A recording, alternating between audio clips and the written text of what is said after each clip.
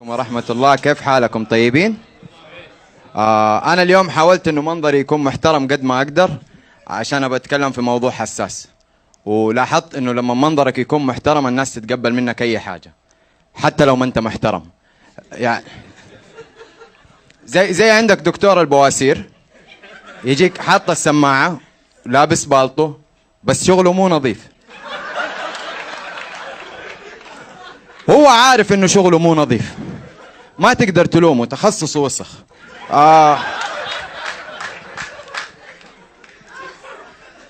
ابغى اقول لكم قصه واقعيه عن شيء سويته لاول مره في حياتي.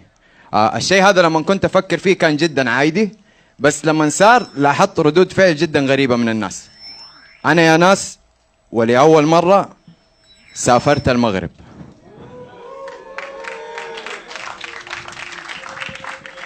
انا كنت عارف ان الموضوع حساس بس مو للدرجه هذه. يعني انا ماني عارف ايش اقول لكم، بس خليني اقول انه ما هي انجاز، ما هي انجاز. يعني انا توقع اني سويت اشياء كثير في حياتي اكبر من كذا، او توقعت انها اكبر من كذا. يعني زي عندك لما خلصت دراسه في امريكا ما حد اعطاني تحيه. تخيل 4 سنين غربه، انا لو اعرف كان رحت المغرب من بدري. بعدين لاحظت عندنا الناس هنا لما تقول لهم رحت المغرب ينقسموا لنوعين. في النوع اللي يجي يقول لك ينصر دينك، النوع هذا رمه من جد يحسسك انه انتصرت على مين ما تدري بس انتصرت. وفي النوع الثاني اللي يجي يبغى يأنبك في ضميرك، فاهم؟ من جد رحت المغرب؟ ايوه رحت المغرب، ما هي تايلاند، بلد مسلمه، ايوه في مساجد. بعدين النوعين كلهم ما حد فيهم يجي يقول لك بالله رحت المغرب، كيف كانت المغرب، تعال حكيني. كلهم عارفين الحكايه حتى اللي ما راح. بس التحيه اللي دوبها حسستوني انكم اول مره تسمعوا واحد راح المغرب. كل اللي سويتوه خليتوا منظري وحش هنا. جماعه خلينا نسال، مين هنا راح المغرب؟ جايين توبوا هنا انتوا؟ انا اسال مين هنا راح المغرب؟ انا ماني شايف، ما في احد راح المغرب. فين؟ ما حاسال ايش اسمك، وعد. قل لي ايش اكثر حاجه حبيتها في المغرب؟ انا فاكهه فيهم.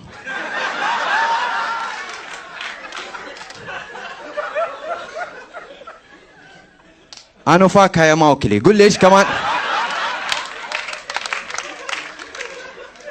طيب الفاكهة حاجة حلوة، إيش كمان؟ إيش كمان؟ ليش؟ شوف لاحظت أي أحد تسأله عن المغرب أتحداه يعطيك هرجة مفيدة. والله ما يقدر. لاحظت الشيء هذا بين المغرب وجدة، كلنا نحب جدة بس ما حد يعرف ليش. لا تفهمني غلط، المكانين حلوة بس الناس اللي تزورها شبهة. أنا أفتكر زمان وأنا صغير كنت أقول أحب جدة عشان البحر. بعدين لما كبرت عرفت إنه البحر مو مهم، المهم الشواطئ. إحنا ما عندنا شواطئ، إحنا عندنا بحر. حتى البحر اللي عندنا اسمه الإسكندرية. ليش الإسكندرية؟ آخر مرة رحت البحر قالوا لي عوائل، قلت معقولة؟ قد كذا السمك محافظ عندنا؟ نرجع للمغرب أحسن، صح؟ نرجع للمغرب. أحكيكم الحكاية من أولها. كان موعد سفر وما نعرف فين أروح، وعندنا واحدة في الدوام ما سابت مكان ما راحته. قلت بس روح أسألها هي فين رايحة المرة الجاية، طب عليها حركات سعوديين.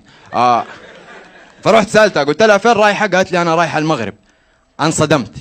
يعني أنا بشتغل مع البنت لي 4 سنين ما أدري إنه لها في المغرب. قلت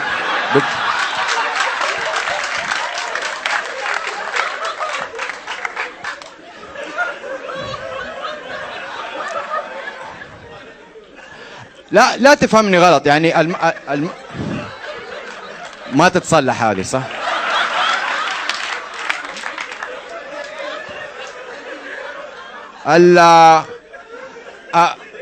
يعني شوف انا اللي اعرفه المغرب مشهوره بالبنات الحلوين، فانا قلت لما بنتي بتروح المغرب ايش عندها انا، اختبار قدرات انا اخر واحده سمعتها رايحه المغرب كانت رايحه ترجع زوجها، تقول لك الولد خش المدرسه ويسال فين بابا.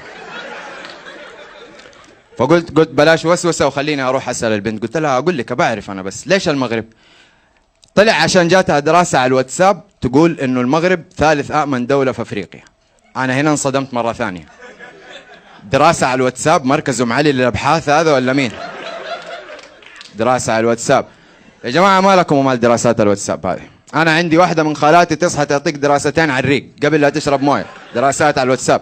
تفتكروا قبل فترة كانت طلعت إشاعة إنه نهاية العالم في 2012، تفتكروها؟ كانت دراسة على الواتساب والأغلب خالتي. فقلت حتى لو جينا ناخذ الدراسة هذه بعين الاعتبار، المغرب ثالث أمن دولة في أفريقيا. أول شيء في معلومة ناقصة، أنت لما قلت لي إنه أفريقيا أخطر قارة في العالم، أنت تبدأ بحثك من هناك. بعدين ثالث أمن دولة، يعني إيش تقصد؟ أأمن من الصومال شوية؟ أهدى من ليبيا اليومين هذه؟ بعدين رحت سألت طب هي الثالث مين الثاني؟ قالوا الثاني كانت تونس، دحين مكانها فاضي. طب المغرب ليه ما صارت الثالث؟ يقول لك ما هي آمنة كفاية.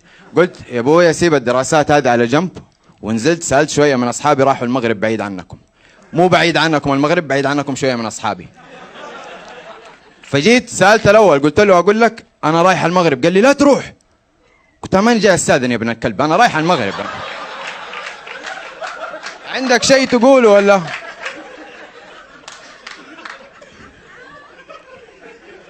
قال لي لا تروح المغرب، انا اخر مره رحت غفيت في الشارع سرقوني كل شيء. قلت خلي سرقوك كل شيء، انت غفيت في الشارع ليش؟ ما كنت عارف انك راجع البيت ذاك اليوم؟ لاحظت انه كل اللي اساله قاعد يحكيني عن خبرات سيئه، اللي انسرق واللي انضرب. في واحد ما قدرت اساله لانه ما رجع، زوجي اللي معانا في الدوام. الين قابلت شخص معلوماته عن المغرب ما لها مثيل، هذا عشان ما لها مثيل مع اي احد عنده معلومات عن المغرب. فرحت سالته قلت له انا رايح المغرب، قال لي روح مراكش وسلم لي على الحبايب.